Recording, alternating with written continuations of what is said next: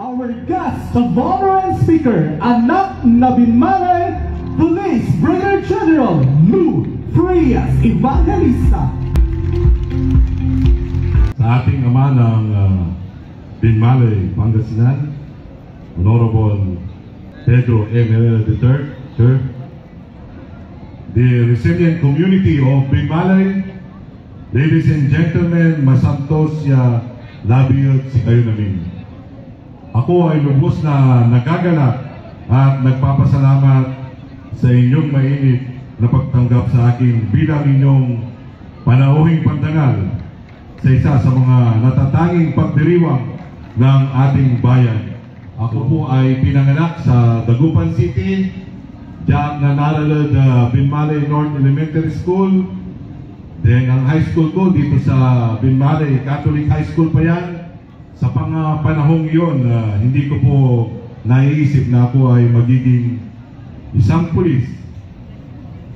At lalong-lalo na maging isang general na mamumuno at magbibigay gabay sa kapulisan dito sa Police Regional Office 1. Ngayon, ang dating batang puno ng pangarap na nag-aaral sa Binmalay ay isa ng tanglaw ng seguridad at inspirasyon sa buong riyon. Tunay nga ang kasabihan na ang kapalaran, iwas-iwasan man, sasalubong at sasalubong pa rin. Kaya ang taos-puso ko pong pasasalamat na ako ay maglingkod dito sa Police Regional Office 1. Lalong-lalo na po dito sa Binmalay, Pangasinan. Bilang Regional Director ng Police Region 1, nais ko pong ipaabot ang aking suporta at pakikisa sa inyong mga adhikain. Asahan ninyo na sa ilalim ng Pro 1 7-point agenda secured ay patuloy kaming nagsisikap upang masiguro ang kaligtasan ng bawat mamamayan, ang maayos na pagpapatupad ng batas at ang patuloy na pagtataguyod ng kapayapaan. Makakaasa ang bawat mamamayan ng bayan ng Binmalay ay secured dahil ito ang pangako ng Police Regional Office 1, panatiliin ang Region 1 ang ating safe homeland. Bilang pasasalamat, ako ay mag-iiwan ng 1,000 reflectorized vest. Yan ay magagamit nyo para kayo ay lalo pang safe sa inyong mga pagmamaneho. Mabuhay ang bayan ng Binmalay, mabuhay tayong lahat. Magandang gabi sa inyong lahat. Once again, a warm round of applause to our guest of honor and speaker, Police Brigadier General Lou Frias Evangelista. Republic of the Philippines, Municipality of Binmalay, Province of Pangasinan.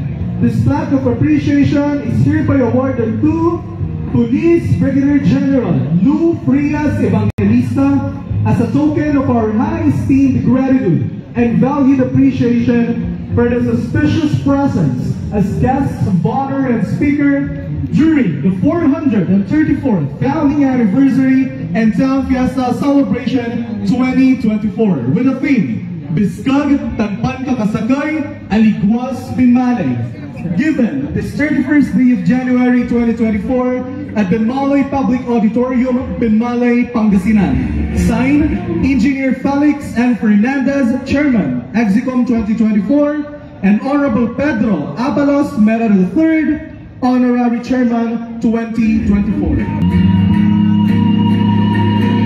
Sigaw mo, sa amin, tumibig at magsilbi.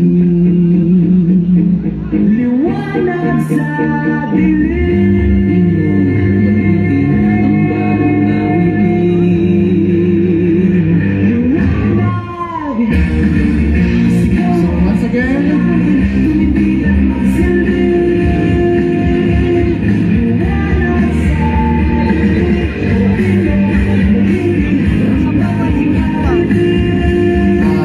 sa ating mga toda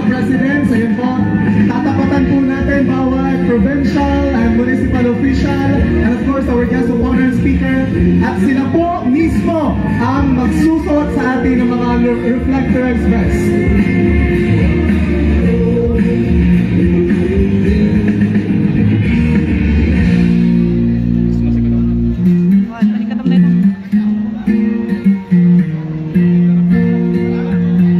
Ayan po sa ating mga TOGA presidents, tapatan po natin, isa po bawat municipal, provincial officials.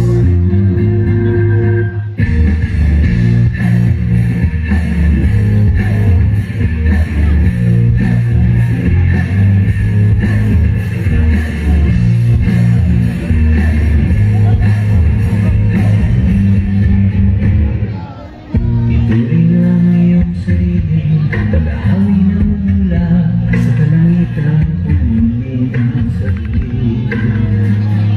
Ikaw ang magsasabi, kaya ko mo. Tulong na isang tanaw sa gitna ng bagyo.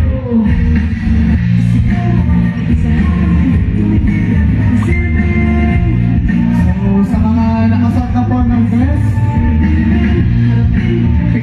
huwag po munang bababa yung ating mga TOGA presidents para sa picture taking together with our guest of honor and speaker, Police Brigadier General Lou Frias Evangelista. At sa panahon mo, sa agos ng ating kasaysayan, umukit ka ng daan.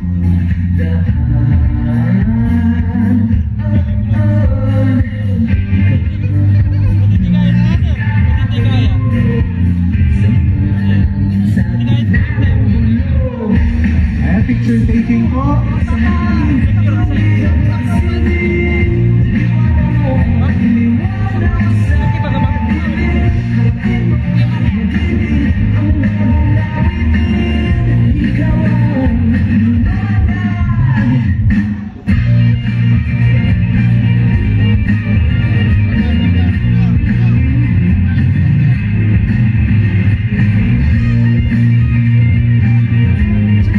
Go! Sobrowal Securita! Yan, napakataw natin muli ang ating guest of honor and speaker, Police Brigadier General Lou Frias Evangelista. Maraming salamat po sa inyong pagmamahal dito sa ating bayang